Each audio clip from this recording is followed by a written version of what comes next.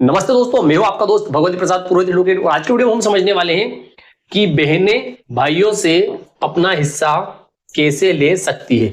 अर्थात जो पिताजी की संपत्ति है या माताजी की संपत्ति है, वह संपत्ति जो है भाइयों ने अगर हड़प ली है या अपने नाम पर करवा ली है, तो उस संपत्ति में उनकी बहनें जो है अर्थात उन पिता की या माता की जो संतानें हैं, पुत्रियां जो है, वे अपना हिस्सा कैसे प्राप्त कर सकती है।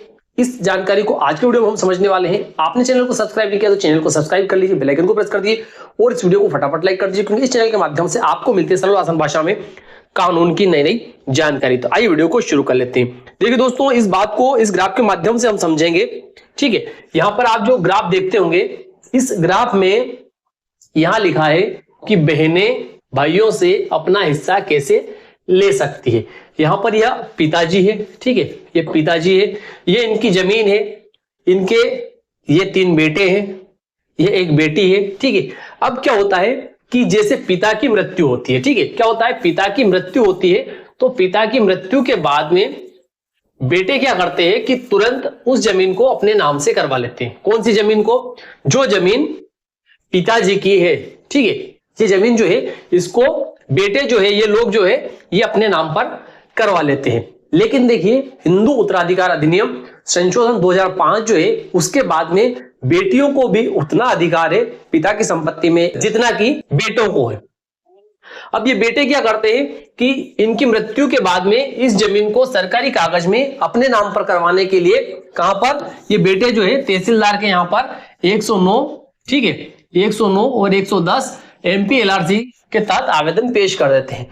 अब क्या होता है कि तहसीलदार के द्वारा क्या किया जाता है कि विज्ञप्ति जारी की जाती है, ठीक है, और पटवारी से रिपोर्ट मंगवाई जाती है।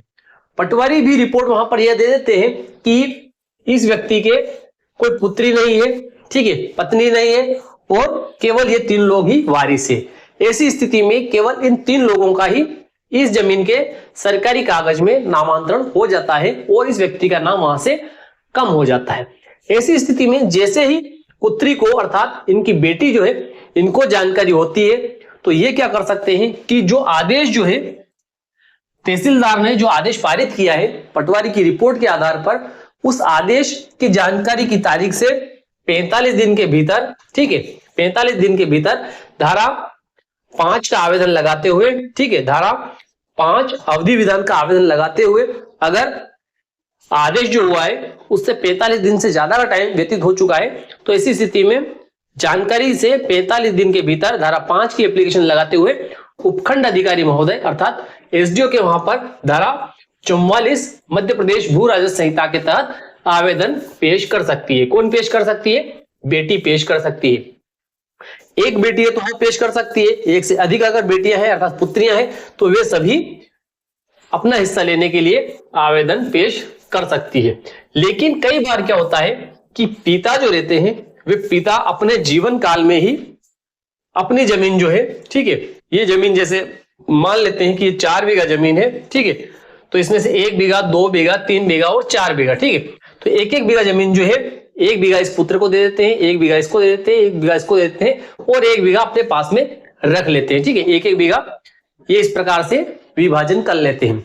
कौन? पिता अपने जीवन काल में, और पुत्री जो है इसको कोई हिस्सा नहीं दिया जाता है। तो ऐसी स्थिति में पुत्री क्या कर सकती है कि देखिए, जो बंटवारा जो होता है, 1-1 बीघा इन चारों लोगों ने रखी है इस जमीन में से 1-1 बीघा इनने रखी है, 1 बीघा इनने, 1 बीघा इनने, इस तरीके से 1-1 बीघा तीनों चारों ने रखी है।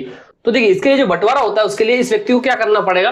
तहसीलदार के यहाँ पर 178 क के तहत 178 का मध्य प्रदेश भू राजस्व संहिता के तहत आवेदन पेश करना पड़ेगा, और तहसीलदार जो है उसके द्वारा वारिसों की जानकारी पटवारी से ली जाएगी। पटवारी के द्वारा भी ऐसा बताया जाता है कि इस व्यक्ति के वारिस में केवल ये 3 लोग ही है।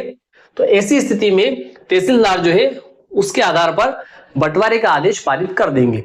लेकिन अगर जैसे ही इस पुत्री को पता चलता है कि पिता ने इस तरीके का बंटवारा कोई करवा दिया है, तो ऐसी स्थिति में अगर तहसीलदार ने कोई आदेश किया है तो उस आदेश को यह पुत्री जो है आदेश की जानकारी की तारीख से 45 दिन के भीतर, या आदेश जो पारित हुआ है उससे 45 दिन के भीतर, अगर 45 दिन से अधिक का समय हो चुका है आदेश पारित को, तो धारा 5, जैसा कि मैंने पहले बताया था, ऐसे धारा 5 अवधि विधान की एप्लीकेशन लगाते हुए एसडीओ के यहाँ पर धारा 44 मध्य प्रदेश भू राजस्व संहिता के तहत उस बंटवारे को चुनौती दी जा सकती है और उस बंटवारे को निरस्त करवाया जा सकता है। तो इस प्रकार से कोई भी बेटी जो है अपने पिता की संपत्ति को अपने भाइयों से हिस्से में प्राप्त कर सकती है और अपना हिस्सा भी अपने नाम पर करवा सकती है। तो विश्वास रखता हूं कि आज की दी गई जानकारी आपको अच्छी लगी होगी। अच्छी लगी इस वीडियो को लाइक कर दीजिए, अधिक से अधिक लोगों को शेयर कर दीजिए। फिर मिलते हैं अगले वीडियो, तब तक के लिए जय हिंद, जय भारत।